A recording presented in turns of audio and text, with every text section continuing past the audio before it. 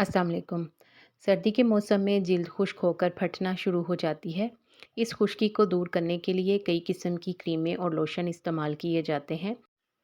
आज हम एक ऐसा ही लोशन तैयार करेंगे जिसको बनाना बहुत ही आसान है और इसका रिज़ल्ट इतना शानदार है कि आपको बहुत जल्द फ़ायदा होगा।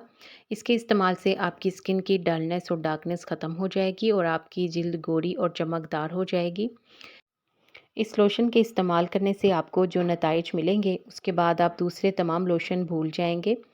इसके लिए आपको खीरे का जेल लेना है 1 चम्मच और कोई सा भी मॉइस्चराइज़र ले लें, वो भी 1 चम्मच। संदल का तेल ये आपको पंसार से मिल जाएगा, 3 से 4 ड्रॉप ही डालेंगे और नींबू का रस 1 चम्मच। इन तमाम चीज़ों को अच्छी तरह से मिक्स कर लें, ये आपका लोशन तैयार है।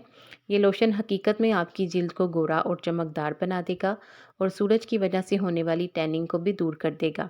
इस लोशन को रात को सोने से पहले अपनी स्किन पर अप्लाई करें और सुबह किसी अच्छे साबुन से धो लें।